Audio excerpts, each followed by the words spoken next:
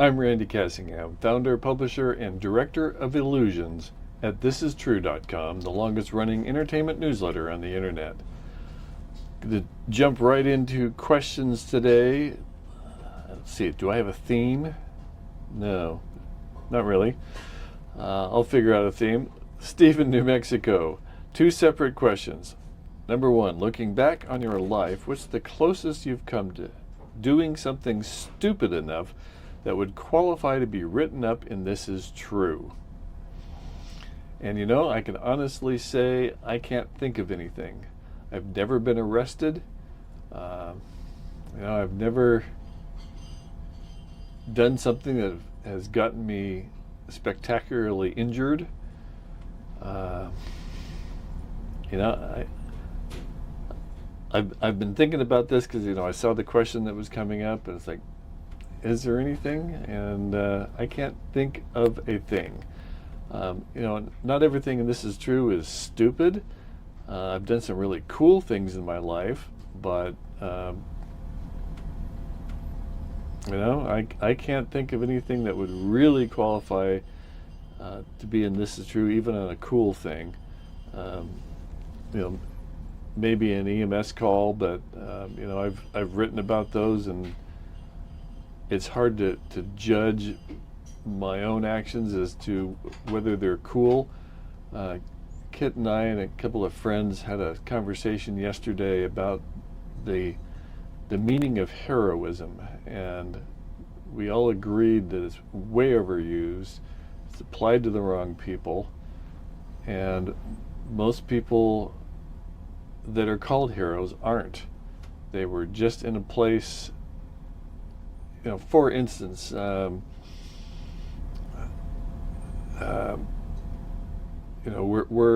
I don't want to denigrate anybody, but I think if you were in a place where you were called upon to do something and did it, is that heroic? I don't know. That's part of what our conversation was about. We even tried to define it without using a dictionary, and it's doing something admirable, doing something above and beyond the call, and I think everybody has done that. Does that mean everybody's a hero? And people who we do call heroes and we agree on really are heroes, they don't think they're heroes. They just did what needed to be done. And I think that's basically my story. Things that you might think are heroic were part of my job, as a medic. And I don't consider it heroic myself. So could something like that have been a This Is True story? I suppose. But I can't think of anything dumb that I did that would have been a story. So there you go. There's the answer to that question. And Steve's second question is, have you, either me or Kit, ever been the subject of an EMS call out? And he says he was on a mountain SAR, search and rescue unit in Southern California, Sierra Madre maybe. Just curious. That's the one I can think of in Southern California. And took a fall during a search in rugged terrain. I had to be evacuated by helicopter to a local ER for evaluation for a possible broken jaw or concussion. One of the biggest nightmares of people on a rescue team is whether it's medical or search. I've been on both. I have never been subject of a call out during those kinds of operations, thankfully.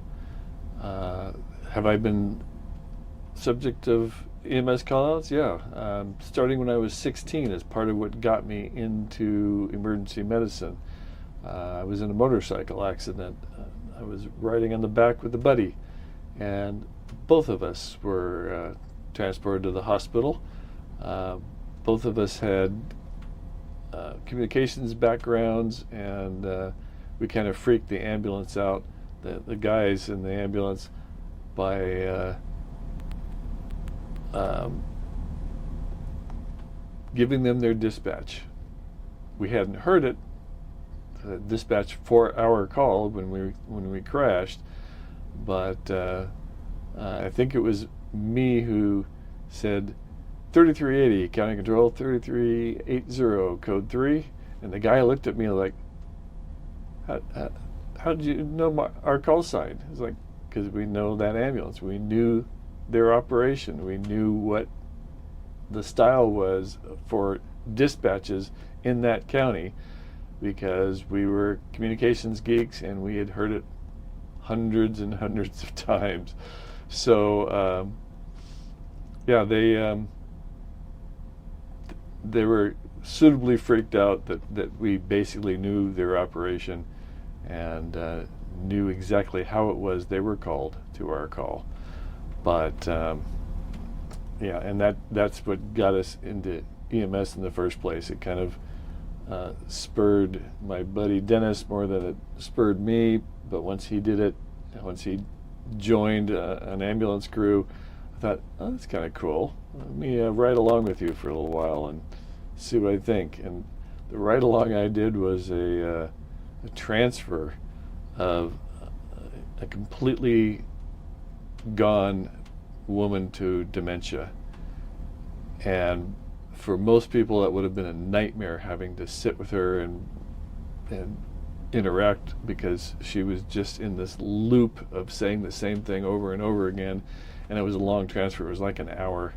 And I think it was because she gets in these loops and is difficult to care for that wherever she was wanted to get rid of her, and they found a place an hour away that would take her. So she had to be taken by ambulance, and we got that job. So, rather than shying away from the job because of that challenging situation, I dug it instead and joined the crew, and the rest is history on that. So that's how I got into EMS. And yes, I've been involved in EMS calls since as the patient. In fact, there's one on the website. I'll link to it rather than retell that story. Next is Dennis in Arkansas. How did you get into using the Dvorak keyboard, and when? And also using split keyboards for your work. He says, I worked where there was an IT department that would not have appreciated having to switch if they needed access to the computer. The vertical mouse was radical enough. So you've probably seen my keyboard in pictures. It's obviously a split keyboard. This one is also Dvorak. And Dvorak is, here's a picture. Dvorak is a different layout of the keyboard and is designed to be efficient and language based. So you'll see on the home row, on the left side, there are the vowels, and on the right side, the most used consonants. And the other part of its language-based design is the next most used consonants are a reach up, because the top row is much easier for your hands, the anatomy of your hands to reach up than down. So reserve the bottom row for things you don't use as much. So in the QWERTY keyboard, the comma and the period, for instance, that you use a lot are in the bottom row. Terrible place for it because you use it a lot and it's harder to reach down. So put things like Z and X and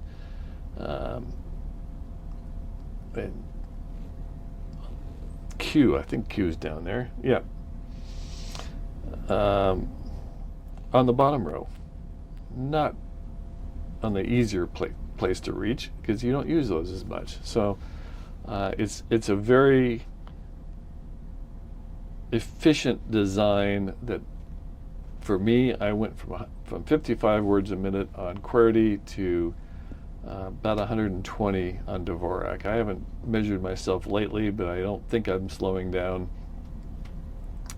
Plus, I have many fewer mistakes with Dvorak, and it's been my secret weapon as a writer, being able to type twice as fast as I could before. That's a game changer for a writer.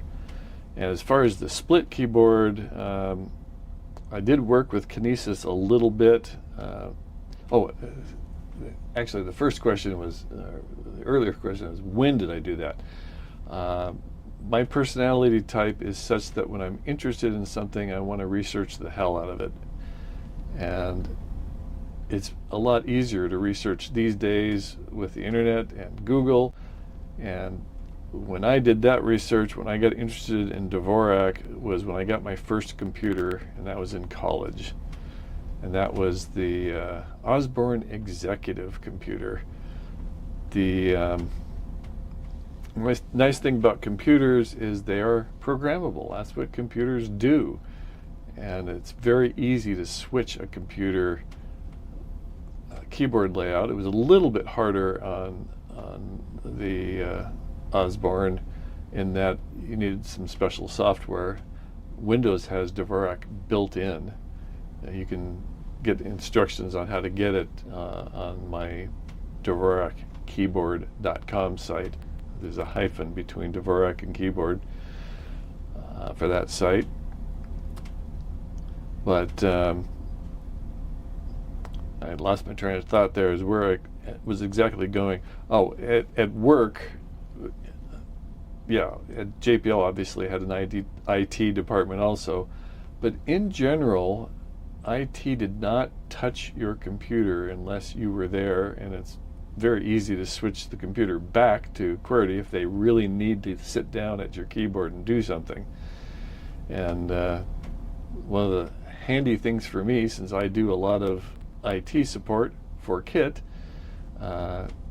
she saw the brilliance of Dvorak when we met, and she switched to.